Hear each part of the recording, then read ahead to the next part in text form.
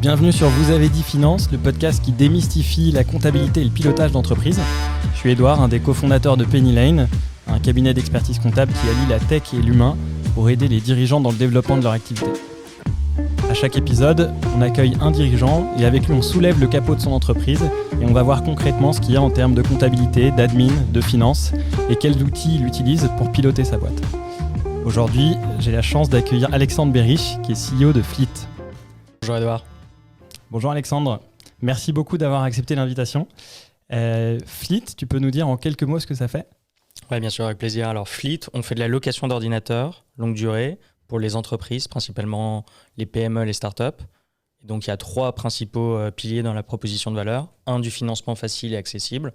Ça veut dire qu'en quelques clics seulement, on peut louer un ordinateur et se le faire financer sur les 3 ans de location. Okay. 2, des services additionnels, notamment une garantie premium pendant les 3 ans de la location qui permettent à l'entreprise, s'il y a un souci, de renvoyer avec une étiquette retour sans avoir à se déplacer en Apple Store ou autre. Et troisièmement, un cockpit, une plateforme de gestion qu'on est en train de développer où il y a l'inventaire des ordinateurs, possibilité d'accéder à un knowledge center, de mettre un ticket si on a un problème, de recommander en ligne simplement et d'autres fonctionnalités qu'on est en train de développer. Ok. On va revenir un peu plus tard sur Fleet. En attendant, moi, j'aimerais qu'on parle de ton parcours, de ce que tu as pu faire après ton école de commerce, qui était l'IESEG, si je ne me trompe pas. Oui, exactement. Tu as été assez vite confronté à des situations où tu devais structurer. Est-ce que tu peux nous dire quelles ont été les principales étapes de ton parcours ? Oui, avec plaisir. Alors, tout d'abord, j'ai commencé en finance plutôt. J'ai fait de l'audit puis du private equity.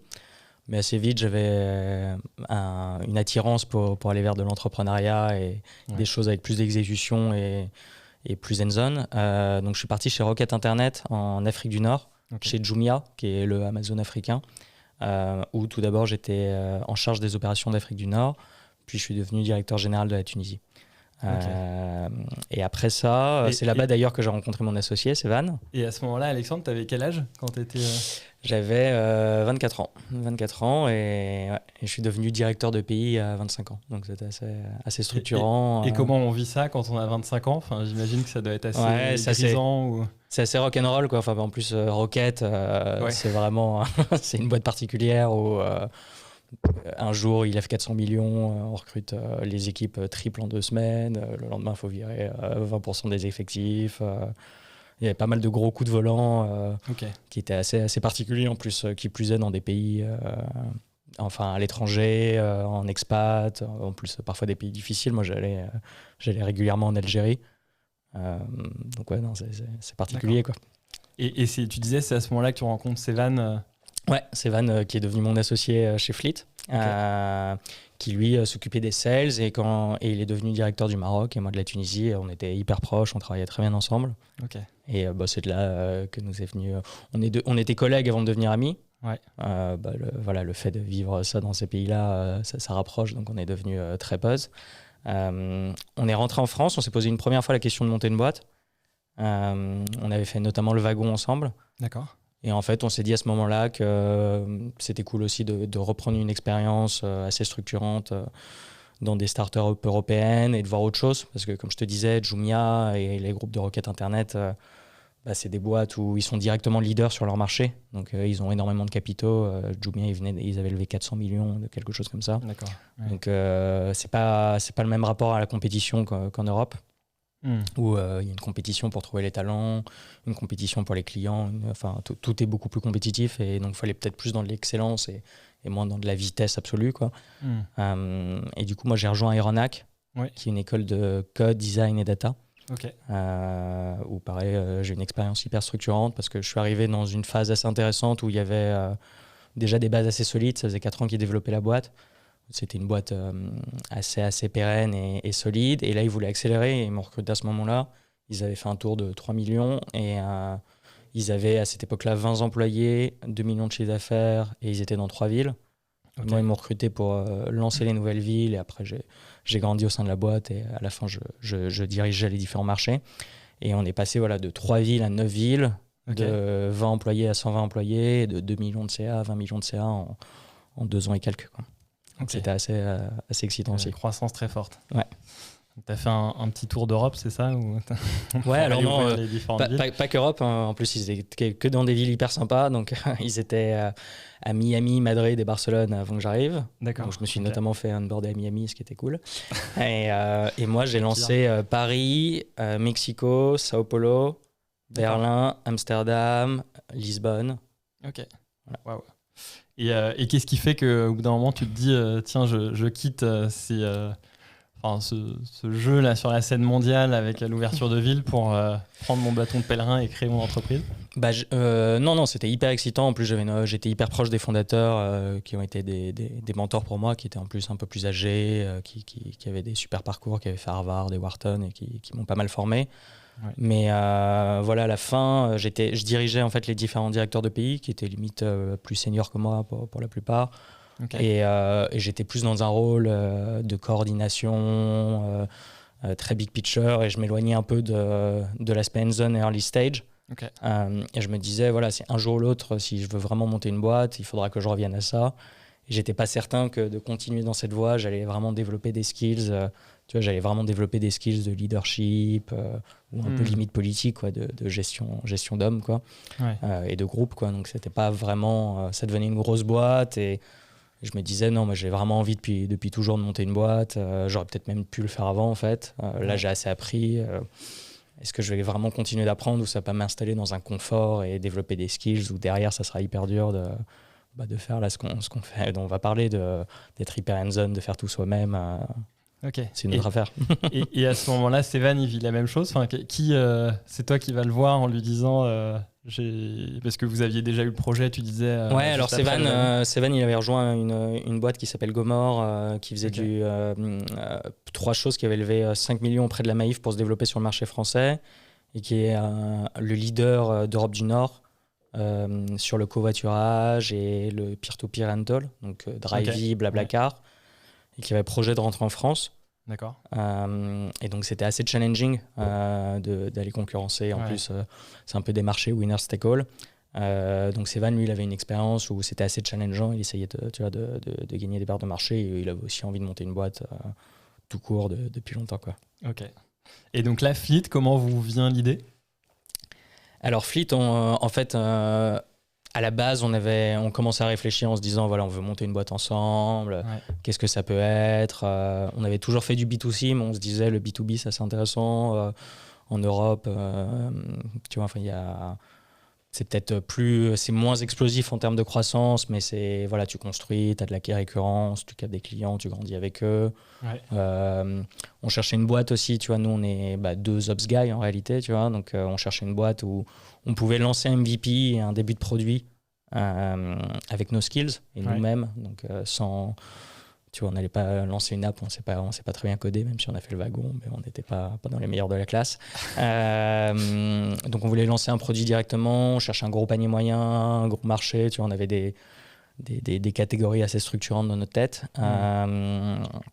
Et à ce moment-là, moi j'ai cassé mon ordinateur pro, j'ai maxi galéré, quoi. Enfin, je ferme mon clapet d'ordinateur sur mes AirPods et l'écran se fissure. Et je suis parti vraiment à 11h du matin, j'annulais tous mes calls de la matinée.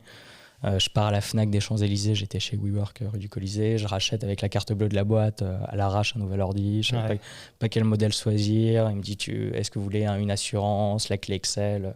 Je savais rien du tout. L'ordinateur cassé, je l'ai mis dans un placard. J'ai dit à un stagiaire, est-ce que tu peux essayer de te renseigner si on peut le réparer à l'Apple Store? Il avait été acheté en Espagne. Enfin, tu vois, c'était vraiment artisanal au possible. Et je me suis dit, c'est ouf, on est vraiment des peintres. Enfin, on est 100 employés. Et ça m'a rappelé qu'à chaque fois aussi, j'achetais les ordinateurs tu vois, dès que j'embauchais des gars quand on ouvrait des marchés, je me faisais appeler à l'arrache et la veille. Et tu vois, j'allais à l'Apple Store, je repartais avec 3 sacs plastiques. Je me comportais vraiment comme un particulier. Et quelques mois après, il y a le CEO d'Aeronac qui m'appelle et qui me dit passe toute l'Europe en leasing. Et là, pareil, j'ai dit au GM de pays, essayez de vous renseigner. Il n'y en a pas un qui trouvait une solution, quoi. Enfin, il n'y avait pas un truc homogène, global, qui couvrait les différents pays. Il fallait envoyer des contrats, des arrêts. Enfin, tu vois, c'était hyper complexe. On recevait des devis 7 jours après. Enfin, c'était très laborieux. Et je me suis dit, c'est dingue qu'il n'y ait pas de solution assez simple, digitalisée, où en quelques clics, tu puisses louer un ordinateur. Tu vois, hardware as a service comme WeWork et Real Estate as a Service, tu vois. Enfin, D'accord, ouais. Et donc naît l'idée de Fleet. Et à ce moment-là, comment est-ce que vous préparez ? Enfin, j'imagine que tu fais un business plan. On a un petit peu échangé, mais ce qui était structurant pour vous, c'était de réfléchir aux unit economics. ouais. Tu m'as dit comment on s'y prend, combien de temps ça prend aussi de poser ça sur le papier, comment tu valides tes hypothèses pour être sûr que tu ne vas pas dans le mur. Alors, en fait, nous, on avait un gros challenge qui est le financement de ces machines. Ouais. Tu vois, si on loue, je sais pas, 100 machines et que c'est nous-mêmes qui devons payer le matériel, tu vois, 100 fois 2000 euros, bah ça alourdit ton bilan. Enfin, c'est très lourd, quoi. Et ça t'empêche de scaler et de grandir. Donc, on a pas mal réfléchi. Et à ce moment-là, on a trouvé quelque chose qui s'appelle des refinanceurs. Ok. Donc, nous, on travaille notamment avec la BNP, Grenke et des players comme ça.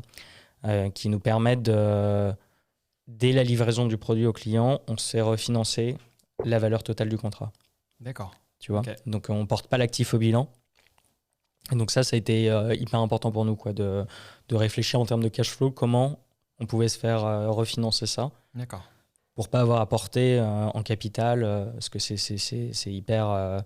Notre proposition de valeur, c'est d'aider les boîtes à transformer, tu vois, leur CAPEX en OPEX. Ouais. C'est pas pour nous les transformer en CAPEX, tu vois, pour pas nous les porter, payer avec de l'equity des ordinateurs. Donc, on a réussi à craquer ce truc et à obtenir un agrément d'un premier financeur. Donc ça, c'était hyper structurant. Ça a été facile ou pas ?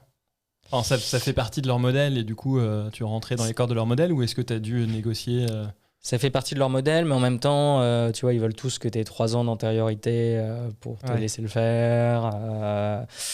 Il y en a plein qui nous disaient, mais il y a plein de gens qui louent déjà des ordinateurs, vous allez rien apporter. Enfin, tu vois, et d'autres qui... Enfin, tu vois, c'était pas très clair pour eux, certains. Finalement, on a trouvé un player qui était prêt à nous suivre. Okay. Et qui l'a pas regretté parce qu'on lui a directement mis énormément de volume et on est devenu rapidement un de ses gros apporteurs. Mais ouais, non, ça n'a pas été si simple de bien trouver quel player, avec quel player faire ça, déjà découvrir que ça se faisait. Okay. Comme on ne venait pas de ce milieu. Et donc ça a été un truc assez structurant, donc ça a pas mal craqué le cash flow. Et on a réfléchi aussi, comme tu disais, en termes de unit économique, donc sur chaque unité vendue, quelle part on donne aux financeurs, parce qu'il ne fait pas ça gratuitement. Ouais.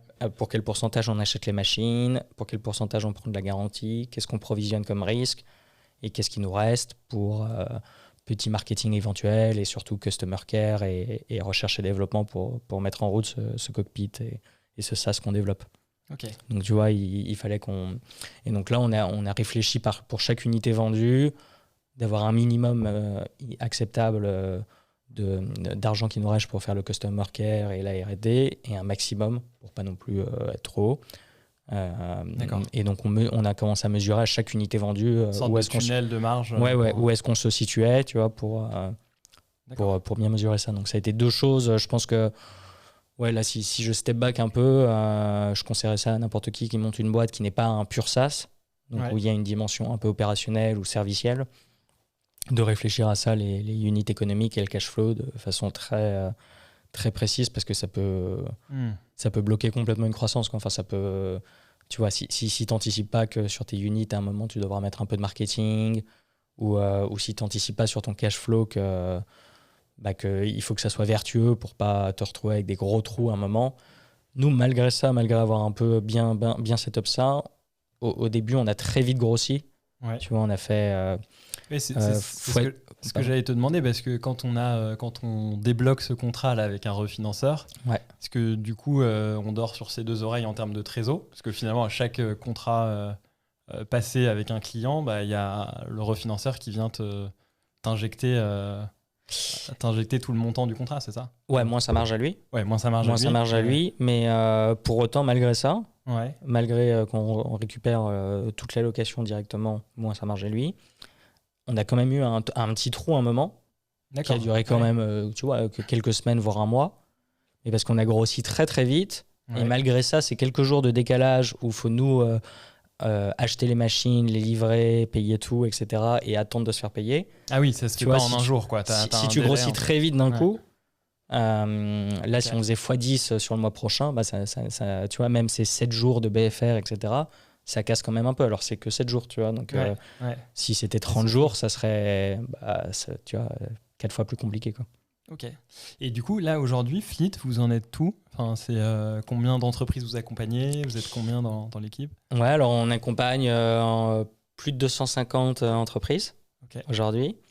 On est 14 dans l'équipe. Ça fait 18 mois qu'on s'est lancé. On vient de lancer l'iPad hier. Ok. On faisait que des MacBooks jusqu'à présent, des MacBook Pro, MacBook Air, iMac et Mac Mini, et maintenant on lance iPad Pro. Est-ce que ça, vous avez senti une vraie demande de la part ? Ouais, on a senti une belle demande de pas mal de nos clients, et aussi on s'est dit ça va nous aider à aller de plus en plus vers des nouveaux clients qui nous parlent, mais qui commencent à venir à nous, typiquement les restaurants, les agences UX, UI, architectes, etc. Est-ce que là, dans vos clients, c'est principalement quel type de clients ? Eh ben, c'est beaucoup de startups. De startups, ok. Beaucoup de startups. Et après, on a eu pas mal de PME un peu plus traditionnelles qui viennent à nous aussi. Donc, on commence à avoir des restaurants, des agences, des chasseurs de tête. Et ça, c'est assez cool. Enfin, on trouve ça assez sain de attirer autre chose que l'écosystème et que notre proposition de valeur, tu vois, parle à toute PME française, quoi, petit à petit. Et là, sur les 18 mois, vous avez une croissance quand même assez impressionnante. Ah ouais, en plus, vous avez les chiffres, hein, Penny Lane. C'est vrai. Non, mais croissance assez impressionnante. Est-ce que tu dirais que c'est linéaire, c'est-à-dire vous avez une croissance qui a un rythme régulier depuis le début ? Est-ce que toi, tu vois des grosses étapes dans ces 18 mois ? Ou est-ce que tu as plus le sentiment d'avoir quelque chose de linéaire qui envoie depuis 1 an et demi ? Je pense qu'il y a un peu des deux. Enfin, il y a un aspect linéaire parce que tu vois, nous, on est sur un modèle, du coup, je t'expliquais, on capte tout le flux directement. Ouais. Donc, on commence chaque mois à 0 € de chiffre d'affaires, tu vois. Ouais. Pour autant, on a une base de clients qui grandit. Là, on a plus de 250 clients et chaque mois, on voit X% de nos clients recommandés. D'accord. Parce qu'ils grandissent, ils reprennent des nouveaux employés, ils veulent changer un matériel. Donc tu vois, ça, c'est assez vertueux. On a un reorder rate qui fait que grandir de mois en mois. Et un nombre de commandes qui grossit. Donc ça, c'est assez linéaire. Et donc, ça fait une forme de MRR de ce côté-là, parce qu'on a capté des clients et on sait comment on les accompagne par end user. C'est un peu comme PayFit, où à chaque fois qu'il y a une nouvelle embauche, tu rajoutes quelqu'un en fiche de paye. Ouais. Tu grandis avec ton client. Tu grandis avec ton client et tu l'accompagnes et tu factures au end user. Okay. Pour autant, il y a aussi l'autre aspect que tu dis. Je pense qu'il y a vachement des paliers où en fait, nous, on a grossi très très vite au début, mais c'était top. Tu vois, on a eu un super product market fit. On a posé l'offre, on a mis 0 marketing. On s'est retrouvé d'un coup avec tu vois, énormément de demandes, de commandes, etc. Donc, il fallait gérer tout ça opérationnellement. On n'a pas su bien, je pense, sur les premiers mois, se dire comment faire bien un bon capacity planning, recruter au bon moment et tout. Et à un moment, on s'est retrouvé au bout de 6 mois. On avait pris 2 stagiaires. On s'est retrouvé au bout de 6 mois hors sol avec Sevan, à 2, alors qu'on avait, tu vois, déjà beaucoup de chiffre d'affaires, ça rentrait, etc. Et donc, je pense que là, on a raté un peu une étape de créer l'équipe, un début d'équipe à ce moment-là. Bon, finalement, il y a des gens qui nous ont rejoints en janvier, puis en avril, puis en juin, et en plus, il y a le confinement. Donc, rétrospectivement, c'était peut-être une bonne chose qu'on ne soit pas 15 à ce moment-là. Mais pour autant, là, on était allé au bout de ce qu'on pouvait faire à 2. Et il fallait qu'on recrute des gens, ce qu'on a fait. Par rapport à ces chiffres-là, on a redoublé depuis. Et là, on a grossi une équipe et on veut redoubler sur les 6 prochains mois. Donc, tu vois, je pense que tu atteins un palier. Là, tu refais un plan de développement, tu réembauches. Et nous, comme en ce moment, on est autofinancé, on est obligé de le faire. On n'est pas all-in à recruter 30 sales, à se dire, on espère que ça va marcher. On ne peut pas se permettre ce genre de pari. Donc, on embauche, on essaie de voir si la croissance suit.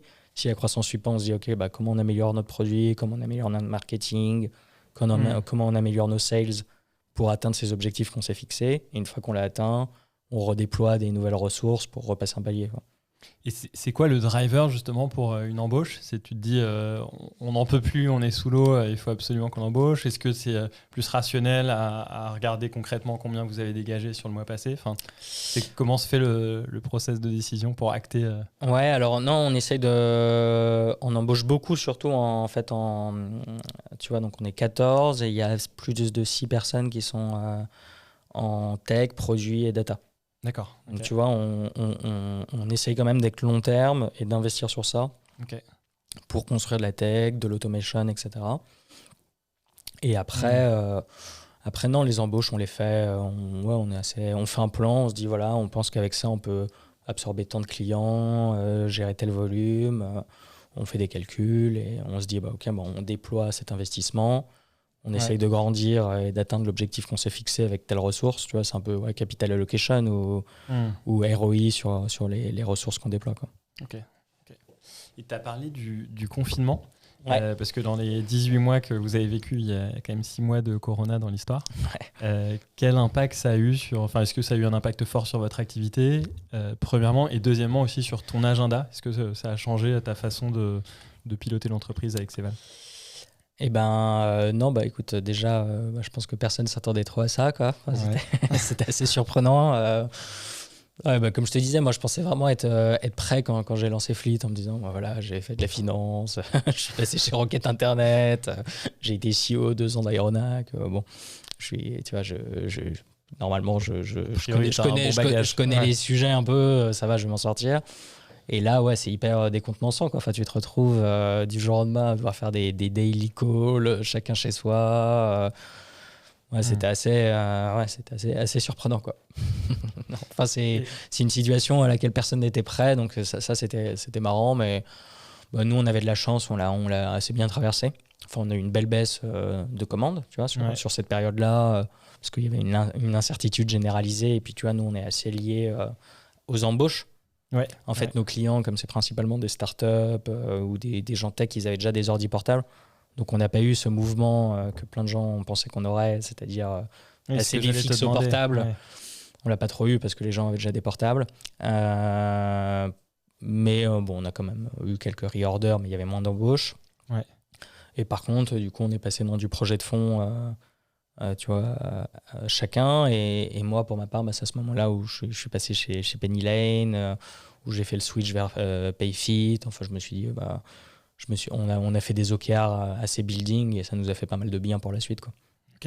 Et justement, là, sur ces sujets, plus outils, comment tu as commencé, au tout début de Fleet, il y a des sujets qui sont un peu évidents, mais comment je facture mes clients, comment je les encaisse, comment je vérifie que j'ai bien été payé sur chaque facture, comment je paye mes fournisseurs, comment tu fonctionnais au début? Est-ce que c'était sur la facture Excel ou Word? Est-ce que tu as tout de suite pris des outils? Quels outils tu conseillerais et qui t'ont été utiles au début?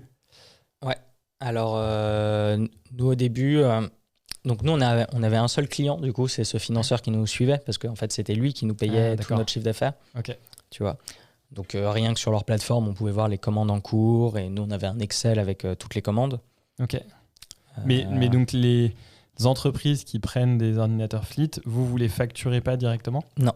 D'accord, c'est pas vous qui gérez ça. Non, c'est un contrat tripartite entre le partenaire financier, nous et Fleet. D'accord, donc tu n'avais pas cette complexité à gérer. Donc j'ai pas cette complexité de recouvrement, ces choses-là. C'était fait assez simplement, on leur envoie une facture, ils payent dans les 3 jours, c'est contractuel. Donc simple au début. Donc ça c'était assez simple, payer nos fournisseurs. C'est des des commandes d'ordinateurs, donc on savait à peu près les montants de chaque produit, on les payait au fur et à mesure. Donc ça c'était relativement simple et on pilotait la boîte, du coup je te disais pour chaque unité vendue la décomposition de ce qu'on donne aux financeurs, ce qu'on donne aux fournisseurs, etc. Donc ça c'était un pilotage qu'on suivait de près et on pilotait vachement à ce moment-là juste la trésor de la boîte. Dire ok, il y a tant de factures dehors, mais ça va m'être payé d'ici 5 jours, j'ai tant à payer aux fournisseurs. Donc on était dans un pilotage au cash, quoi. Tu vois. Et là, plutôt Excel ou non, là c'était un mélange de la banque et Excel où je regardais ce qu'il y avait en banque et je regardais dans le tableau Excel combien on allait se faire payer, combien on doit payer dans les prochains jours, et je regardais si ça bouclait, quoi. C'est une préoccupation mensuelle, hebdomadaire, quotidienne à ce moment-là? À cette époque-là, ouais, c'était quotidien. Ouais. Enfin, je regardais les. Je faisais vraiment la caisse, quoi. Enfin, c'était assez marrant. Et Sévan, il vendait, tu vois, c'était assez rigolo. On était à deux. Et moi, je regardais dans la caisse. Ok, voilà, il faut qu'on paye les stagiaires, il faut qu'on paye ça. Non, c'est des bons souvenirs. Là, maintenant, on n'est plus du tout dans ça, quoi. Enfin, là, c'est plus confortable, mais. Et qu'est-ce qui a déclenché là pendant le confinement le fait de basculer sur peut-être d'autres outils, d'autres acteurs pour vous accompagner sur la paye, la compta? On s'est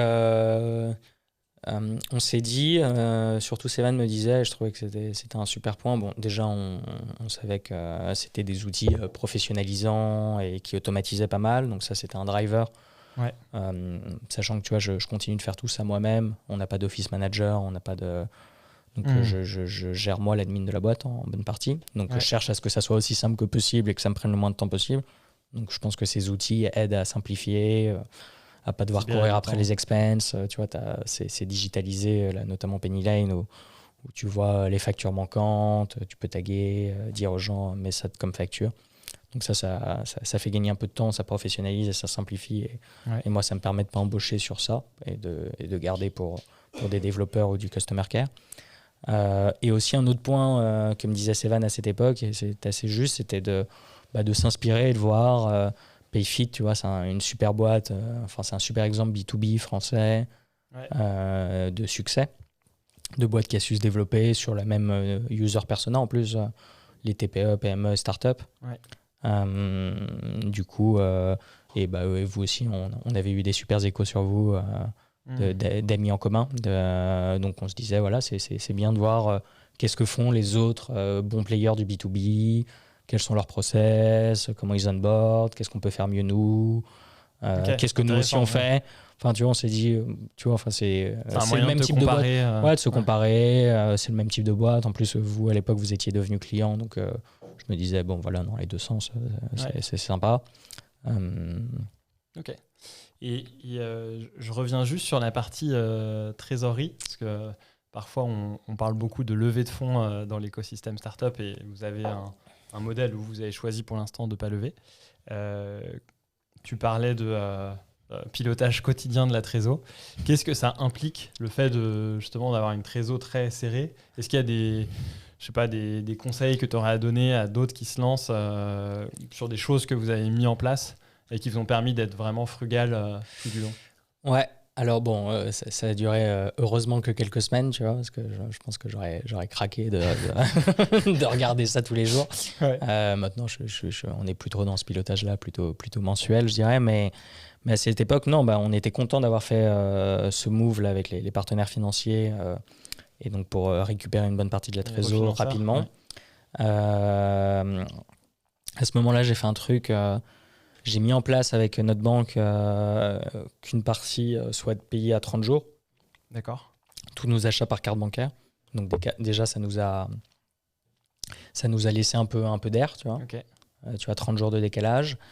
Qu'est-ce qu'on a fait d'autre?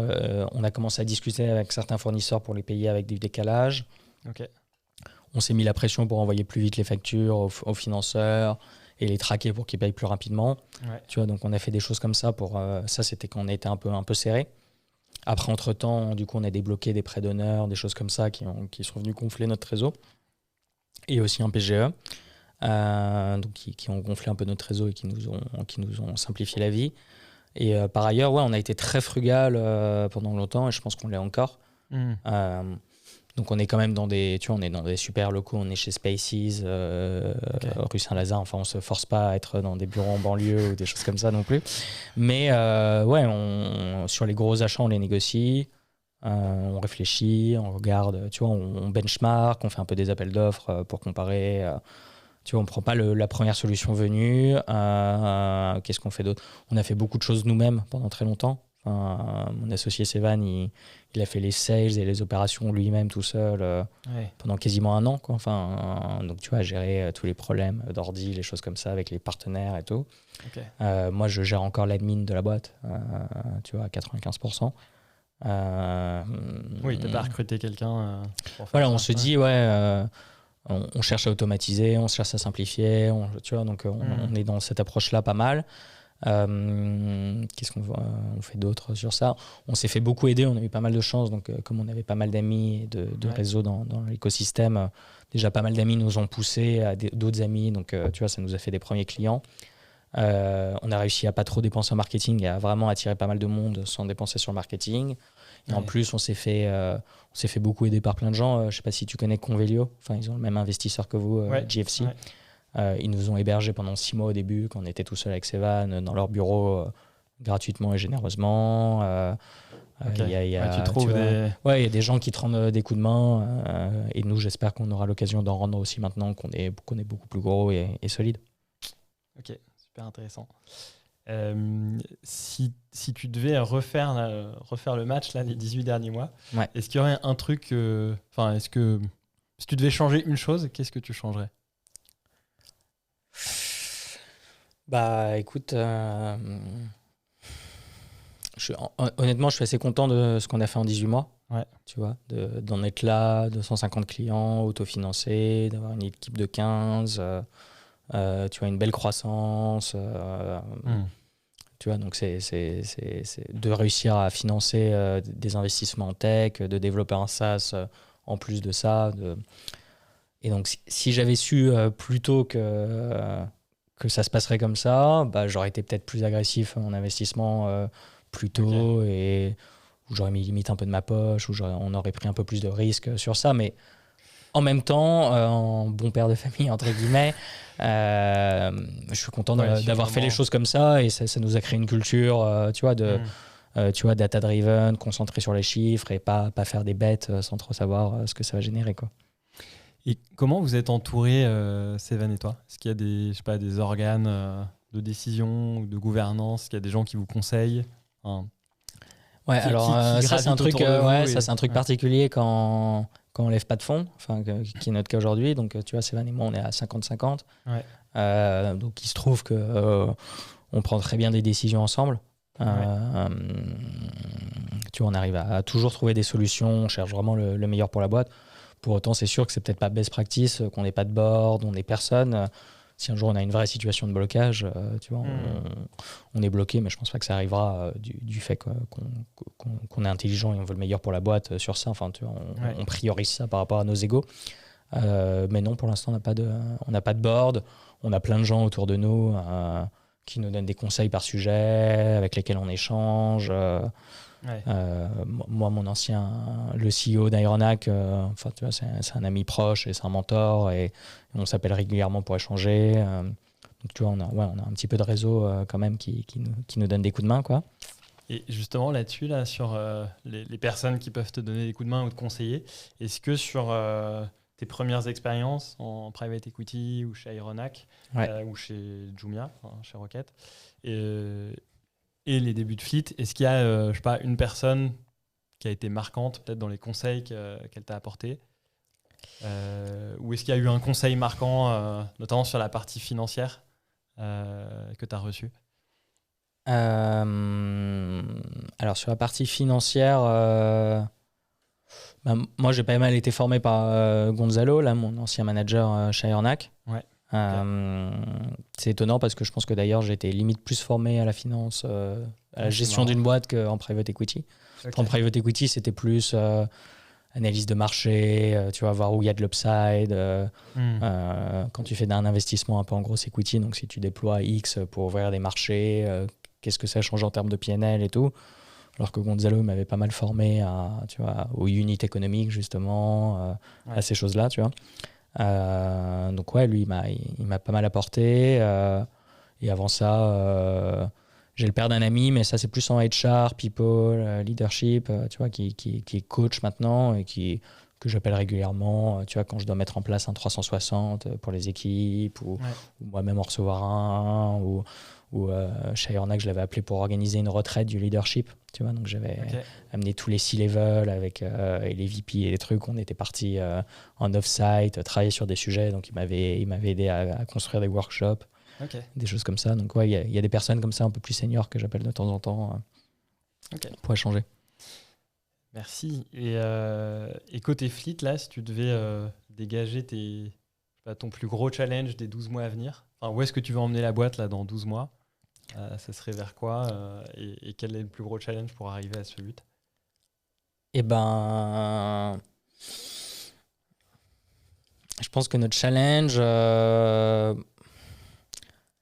c'est peut-être de rester focus, tu vois, de rester bien concentré sur satisfaire nos clients, développer un produit qui leur crée de la valeur, qui du coup sera une certaine barrière à l'entrée pour nos compétiteurs éventuels. Ouais. Je pense qu'on a énormément de choses à faire sur ça. On est souvent tenté de se disperser. Tu vois, par exemple, on n'a pas encore lancé PC. Tu vois, on est toujours que sur Mac parce qu'il y a une certaine complexité avec les suppliers, sur les SAV, les choses comme ça. Qu'il y a plusieurs complexités et ça, c'est hyper tentant de lancer PC vite et du coup, on augmenterait encore plus le chiffre d'affaires. Pour autant, est-ce qu'on satisferait bien nos clients? Est-ce qu'on construirait quelque chose de long terme et pérenne et sain? C'est pas certain. Donc, voilà, de savoir rester concentré, focus. Je t'ai même pas demandé pourquoi vous faisiez que Mac, mais ouais, c'est surtout pour un enjeu opérationnel pour apporter le bon service. Enfin, c'est aussi une demande forte. Il y a plusieurs sujets. Ouais, il y a côté supplier, tu vois, donc nous, on essaye de construire des SLA, des process de SAV, bien structurer ça. Il y a un sujet aussi un petit peu de gamme, tu vois. Il y a des clients qui veulent du Dell, du Lenovo, du HP. Les gammes sont pas très claires. Ok. Sur Mac, tu as MacBook Air, MacBook Pro, tu connais 13 pouces, 16 pouces, ça c'est clair. Ouais. Sur PC, c'est beaucoup plus... plus de références. Ouais, tu as plein de références, tu sais pas lesquelles prendre. Donc ça, c'est des produits moins solides, moins de qualité. Donc là, on voulait vraiment bien craquer Mac. Ouais. Je pense qu'on a encore un peu de travail. iPad, c'était limite plus simple pour nous à lancer, donc on l'a fait. Et puis, il y a une deuxième problématique, c'est qu'on cherche à développer... plus de features sur le cockpit, là, sur le SaaS. Okay. Notamment, peut-être un jour aller dans, tu vois, ce qu'on appelle du MDM, Mobile Device Management, donc la gestion des devices depuis une unité centrale, enfin depuis le cockpit, qui permettrait typiquement, tu as quelqu'un en remote, il se fait voler son ordi, tu peux le bloquer à distance, tu peux lui localiser. D'accord. Tu peux livrer quelqu'un en remote directement avec les implications installées dessus. Et donc ça, c'est peut-être plus simple à développer juste sur un environnement iOS que iOS et PC, tu vois. D'accord. Okay. Donc tu vois, ça, c'est de la tech assez complexe. Donc on attend d'avoir des réponses sur ça. On attend de bien craquer la supply sur Apple. Ouais. Et dès qu'on aura plus d'insight, on verra si on lance PC ou si on continue sur Apple. Mais tu vois, déjà, rien que... il y a un énorme marché déjà bien adressé, les PME, et en France et peut-être en Europe un jour sur toute la gamme Apple, sans faire PC pour l'instant. Ok. Et donc, 12 prochains mois, c'est continuer de grandir. Ouais, alors c'est grossir et créer toujours plus de valeur pour nos clients, les satisfaire, les retenir, les voir grandir, tu vois, gérer des flottes de plus en plus grandes. Là, aujourd'hui, on a des clients qui ont 40 ordinateurs avec nous. Ouais. On a envie un jour d'avoir 100 ordinateurs avec certains clients. Et là, ça nous prouvera qu'on crée vraiment de la valeur pour eux, quoi, si on les aide à gérer une énorme flotte sur les 3 piliers que je te disais, la financement, service et le SaaS. Ça sera notre North Star, quoi. Enfin, ça prouvera qu'on aura atteint notre mission, quoi. Et tu as beaucoup plus de concurrence là-dessus ou pas sur, côté MDM, Mobile Device Management, tu as d'autres acteurs tech ou c'est plutôt des acteurs traditionnels? Alors, sur Mobile Device Management, il y a eu une IPO récemment d'un acteur qui s'appelle Jamf, mais qui lui adresse les très grosses boîtes. D'accord. Donc, ses gros clients, c'est SAP typiquement. Donc, Jamf fait que Apple. Ouais. Et il y a eu une M&A là récemment d'une boîte qui s'appelle Fleetsmith, en Silicon Valley, qui s'est fait racheter par Apple et qui fait du MDM, mais pour des boîtes aussi un peu plus grosses, tu vois, qui fait des boîtes tech, mais tu vois, de 1000 personnes, 500 à 1500 personnes. Nous, on pense que quand tu es une PME ou une TPE, c'est plus cool pour toi d'avoir au même endroit l'allocation de l'ordi, le financement, le service, donc cette partie hardware as a service, plus le SaaS, tu vois, et que tu n'as pas forcément envie, c'est souvent le CTO ou l'office manager ou l'HR, tu vois, c'est des gens qui ne sont pas IT managers, qui gèrent les parcs de moins de 150 personnes. Et ces gens-là, c'est bien qu'il y ait un produit un peu one-stop shop qui leur crée la valeur sur les différentes dimensions et qui leur simplifie la vie sur ces différentes dimensions. Et donc, Nous, ce MDM, ils vont pas faire un projet, on pense, d'aller installer un MDM hyper complexe, plus de prendre un contrat de financement avec je sais pas qui, plus de prendre un contrat de prestation de service avec je sais pas qui. Ok, très clair. Alexandre, je crois qu'en parallèle, tu as une activité d'investisseur. Et donc, j'étais curieux de t'entendre sur comment tu arrives à gérer en parallèle Fleet et tes activités d'investissement. Concrètement, depuis combien de temps tu t'y es mis? Combien de temps ça te prend, je sais pas, par mois ou par semaine? Ouais, alors c'est pas du tout aussi prenant. C'est pas le même type d'activité. C'est quasiment je dirais pas un loisir parce que c'est un peu un peu triste de dire voilà, moi mon loisir c'est d'investir. Non, c'est en fait notamment par ce réseau Rocket et par mes amis, comme j'aime beaucoup échanger avec d'autres fondateurs, entrepreneurs, échanger des conseils, etc. On m'a souvent appelé aussi pour des conseils, des tips sur des sujets. Okay. Et de ça est né un peu cette opportunité. On m'a dit parfois, vas-y, mets un petit ticket si tu veux chez nous. Et donc, une fois que tu as mis un premier ticket, après tu reçois régulièrement des deals, des propositions. Ça me prend très peu de temps. Mais par contre, ce que j'aime bien faire, c'est j'ai des chatrooms avec certains entrepreneurs chez lesquels j'investis et avec lesquels j'échange. J'essaie d'être disponible si quelqu'un veut appeler ou poser une question, discuter. Okay. Voilà, c'est plutôt... Et tu as des secteurs de prédilection ou c'est plutôt, je sais pas, l'équipe, le product? Enfin, est-ce que tu t'intéresses plutôt à certains secteurs ou... C'est plutôt là où je pense que je peux créer de la valeur un petit peu, où je comprends où il y a une dimension à minima un peu opérationnelle quelque part et où tu vois ce que j'ai pu développer en expansion géographique, en people, comment structurer une équipe, recruter. Tu vois, ça peut être utile à des fondateurs d'échanger autour de ça, tu vois. Okay. Mais c'est vraiment une activité on the side par rapport à Fleet, quoi. Ça me prend pas du tout les mêmes typologies de temps, quoi. Merci beaucoup, en tout cas Alexandre, d'être venu aujourd'hui. Pour les entreprises qui seraient intéressées par Fleet, ça se passe comment? Il faut ça c'est simple, il faut aller sur fleet.co, fleet.co, et là en quelques clics, en moins de 2 minutes, tu peux louer un ordinateur. Je pense que ce qui nous différencie aussi, c'est qu'on peut louer un ordinateur à l'unité. D'accord. Donc prendre un contrat de lease à l'unité versus il y a des plus gros acteurs où il faut faire des gros contrats minimum. Et là, en quelques clics, tu mets ton numéro de sirène, tu choisis le modèle que tu veux, tu mets l'adresse de livraison. En 2 minutes, tu fais la demande de location. Nous, on va l'analyser rapidement. On peut avoir des réponses parfois instantanées, voire en maximum 4 heures.